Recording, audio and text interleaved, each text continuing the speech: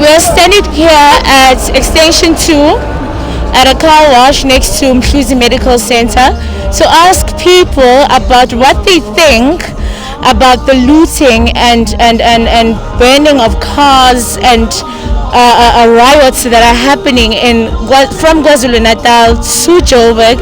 And now we've heard Uguti yesterday Woodbank downtown was closed.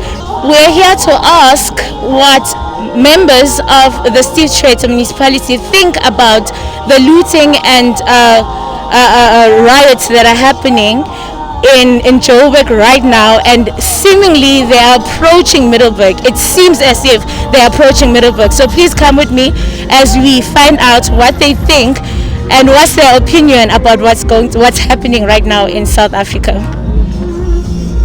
Hello.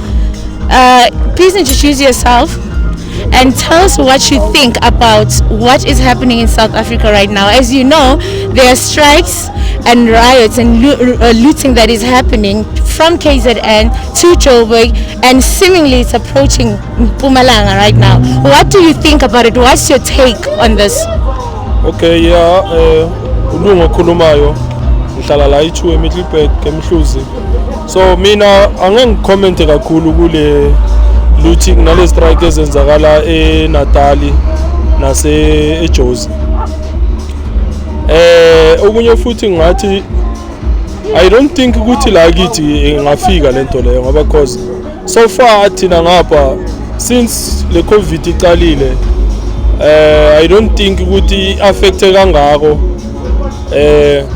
especially for bona into ebayilwelayo ukuthi kuphuma ipresident i-ex-president. So mina le angifuni ukuyifakaza kakhulu. I think into thina esibhekene nayo la eMiddelburg ukudura kwegezi nokudura kwerent ne after lento naseyiphele konke balungisile indaba zama COVID nanani. So thina I think into esizoyilwela ngoba cause ikhona emlomeni wa wonke umuntu ukuthi after this thing ama COVID nale strike zabo Zuma nanani thina siyegezini siyaka masipala.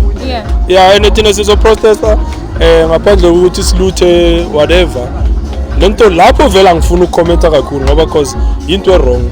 Are you not afraid that your peaceful strike might lead to a very violent one? Because even nala abantu bakwatile ukuthi people are losing jobs, people baba misa emsebenzini, this and this is happening, and now the government seemingly is doing not much because even the vaccine is not being sort of distributed in a fast rate. And nangapha some people are also angry bakhona like about indaba former president Jacob Zuma. So do you not think Uguti your peaceful strike will lead to something that's dangerous due to how people are feeling, or some people are feeling? My sister kokuqala la eMiddelburg istrike ngeke siqala ukuba khona ngale issue le. Nangikhumbula kahle ngikhumbula abantu ngale phezulu e5 bebazisikela istand kwaba ne strike nalapha. Angikhumbula amandiya azanka affected ngoba cause la i2 angikhumbuli kuba istrike sihlale sikhona if abantu banenkinga la eMiddelburg, mara ngikhumbula isilutha abasho so moshitolo like ama mall or something. And unless wena ukhulume something bad on a business, then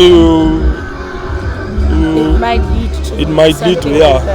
But you're willing to risk that to fight for these electricity rates that are rising in Mhluzi?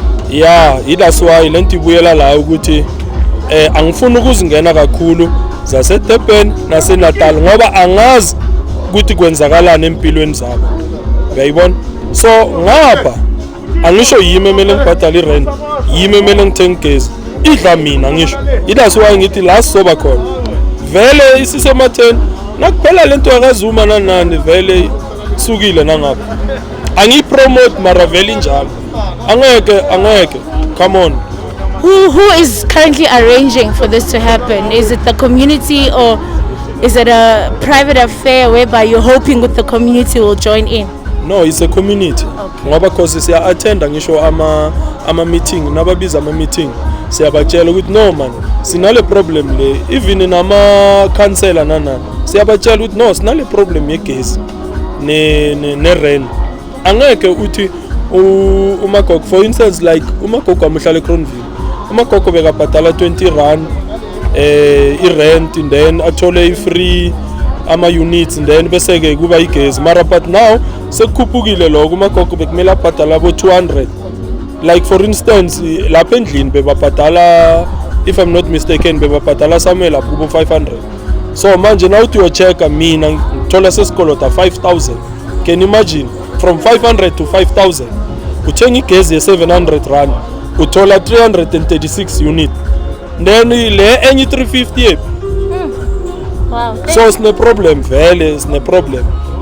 Thank you so much, Lunga. Amen. All right, we continue to ask about the riots and striking that is happening in and around South Africa. Right now, we're standing to Sir Stella. A word, please. One word. Yes, thank you. Please introduce yourself to the viewers. Emmanuel Steve Chete municipality. Because yesterday we heard Uti Banki shops were closed downtown. Do you think that it's necessary for them to come this side? And do you think that the community of Steve Chete should be a part of these riots and looting? No, Steve Chete angeke silenze iphutha njalo. Because kukumanje sithole kanzima, there's a very big problem, employment ayikho, akunamsebenzi, so we can't break izinto because siphile ngazo la Steve Chete. So thina Steve Chete sizenza so say defend Steve Chete, akunamuntu ozophula la kule lokishi. So senza sure ukuthi lento leyenzakala lesibona le ku KZN ayenzeki la. Each and everyone koseke alandele umthetho njengoba sila South Africa. I follow my rules. More wrong, go to jail, pay your price and come back. That's all. So angeke bathi thina siyala last lola omunye umuntu owenza ama mistake wakho ongafuna ukwalungisa. At the end of the day ko say affect thina sonke manje. Sekunabantwana angeke babe nemisebenzi, sekunabantwana angeke bakhona ukuthola ukudla. Angeke ukhona ukuntshontshisana lempuphu manje uthi uzolidla unyaka wonke. Next week izabe liphelile nolithola kuphi mawushisa imali. So last shisa next la siyaqhubeka say defend Steve Chete. Siyazi into ukuthi sizibange la sizosisukumela after yonke le process leseyiphelile. You mentioned one more question. You mentioned ukuthi ama issues tennis now la. What are the issues that you think we have la, and if these issues are raised and they become, how are you planning to raise them? Because sometimes you might want to raise an issue in a peaceful way and things end up being violent. How can you make sure? How will you make sure that it doesn't become violent? And what are these issues? Now let's take Chatawila strikes many times. Azange kaphulwa next. You mobilize, we've got the securities around here. Sinabo Mgati, sinabo Prince securities, sinabo Fofo security. We've got all these securities. We're gonna bring all of them. Kutabela, the day we sit up to that image, the science. Electricity, amanzi, yonke lento lesi sesisukumele sisilungise. Because now angeke uthi unganamzalo ungana next. Uphila ngokuthi kose kube nomchashi ekhaya and bathi wona kose uzobhadala 900. And then the day yinto create ukuthi kusasa uzobathi umuntu ugekezele lo uthathele imoto lo bamdubelile lo bamayijekile because abantu they are struggling. Abanakudla, abanamali, abasebenzi. At the end of the day kose bephile ngani ngotshontshe. So let it be rent ibe fair. Umuntu manje abaqhasha bayithiwa khona ukuthi athenga iteki, athenga iskip, athenga impuphu. Badla endlini abantwana. Abhadalele abantwana esikoleni, transport yonke lezi. Abonga futhi. So you've heard the main issue here is about the rent, and I think would like to add something. Oh, so the main issue here is about the rent and the electricity rates versus Steve Chete municipality, and we've heard from our residents that this issue will be taken up and there will be a peaceful strike, as they say it, about these issues, because as the residents have said, the electricity rates and they're too high for their liking and for the economy, for the state of the economy right now. What is it about exactly, the strike? The strike. Apparently, if I'm trying to cut. No, I'm not here. Okay. The strike list. It's about Umsholozi, ne? Apparently started. That's when it started. But the more is into Zgubega, ne? I think these people, they are taking advantage. The looters, they are taking advantage of everything. It's no longer about Umsholozi. It's about the what do we call these things? Unemployment of the youth, young child. So concerning I point lakho lelibokhuluma ngalo le ndaba yokuthi is affecta kanjani. Okay, apparently thina la Steve Tshwete singakabanga naleyo nkinga leyo ukuthi kuluthiwe mhlambe kushisa kwezitolo izinto ezifana njengalezo. But ke izinto laba abanye zoba affecta ngani ngendaba yomsebenzi. But this thing yonke kahle kahle it was not going to happen if ngabe umsholozi azange aboshwe. Ngiyangithola if ngabe azange lemabutho lawo aqale lento because if lento lezange iqale emabutho bengeke iziyenzeka ngisho. So kahle kahle this thing is political. Singayibeka kanjalo. But thina ke sengakas affecta ngisazo affecta laba bale because ngoba bawashisile lama mall sasa bosebenza. Yebo unemployment rate izoqala futhi ikhuphuka. And ke concerning indaba yelo uyabona na abafethu abafakanga nama mask. Shuthi kahle kahle indaba yecorona yikho because lama luthas bengafakanga nama mask wabonini. Bengathatha yonke into bazithathela utshwala. Bathatha amathi. Umsholozi ukuphi kana akekho escort ejele. Wabanga umfuna ejele nangabe mhlambe bafuna umsholozi abalwela umsholozi. So uyabona ukuthi kahle kahle this thing is criminality. There's nothing to do with umsholozi. Yeah, angazi ukuthi mhlambe. Let's bring it home. What are the issues that are actually affecting us in la Steve Tshwete? Ama issues is unemployment and this COVID thing. Phela njengoba manje uSiril Ramaphosa athi avale yonke lento le athi mhlambe usatha usimikisa ku level 4. People ama shops avaliwe.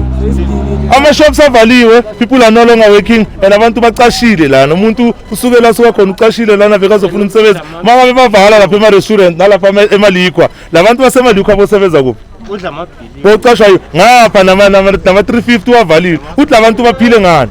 Yena la khona uphila kahle uyadla uya enjoy kumnandi everything kuye is normal. But to our communities phela abafethu abona naba yena udla abasebenzi 500 billion ayiwa no abasebenzi bagcwele la and this thing is affecting icorona bakhona ukuyivala mara indaba yenyawupe abakhona ukuyivala waba ngayivala inyawupe which means kahlahle lenyawupe le iza nabo bona labo Sirel lawo bayabazi ukuthi abantu abasebenzisa lenyawupe yini why bangakhona solo lana ya ngendlela umfowethu la udona le unemployment seyiningi kakhulu la Middelburg. Number 1 abantu abasebenzi. So I think ukuthi njengoba balwa abaphula ama mall benzani they are trying ukuthi from there akuthi ama mall mele kalungise after kwalo bazama create yini kuba namathuba omsebenzi bashisile manje kumele ke baqasha abantu babuye babuild futhi you understand yeah that's it. ayona i-right vele ngoba labanye bakhona balambile abana plan phela badla imali bodwane labantu ema-ofisini abangeni next marinele khona vele abachubeke bafowethu nami ngithi phawu mara ngibasapota ngengiyende le mara i-right nabalambile.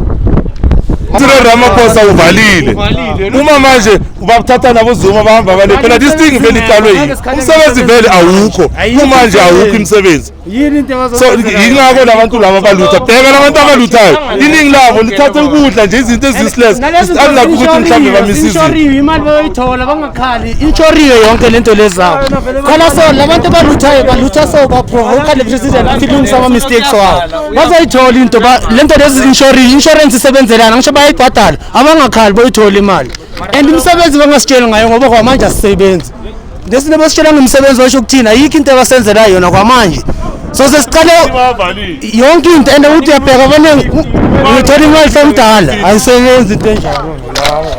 ubani mama ungaphila nge350 wena unganika umuntu i350 uthi uyenza nothengani nge350 so yenza wena udla amabhillion thina sidli next uyabheda president. Okay, that's the gist of the story. I guess the real problem here is unemployment. The real problem here is the fact that coronavirus has affected our economy in such a way that it has made unemployment unbearable.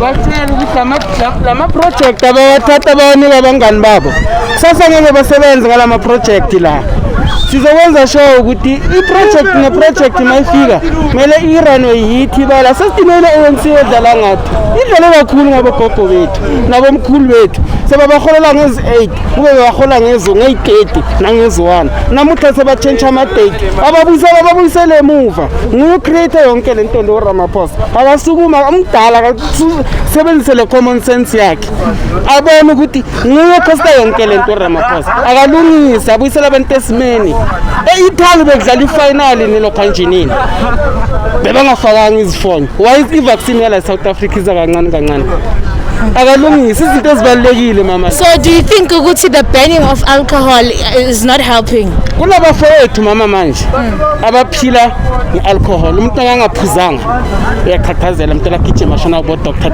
aspende lapha mara nakaphuze 2 quarter akaspend ukhipha 450 uyithatha le mali angasebenzi. Kunabantu abaphila ngealcohol man.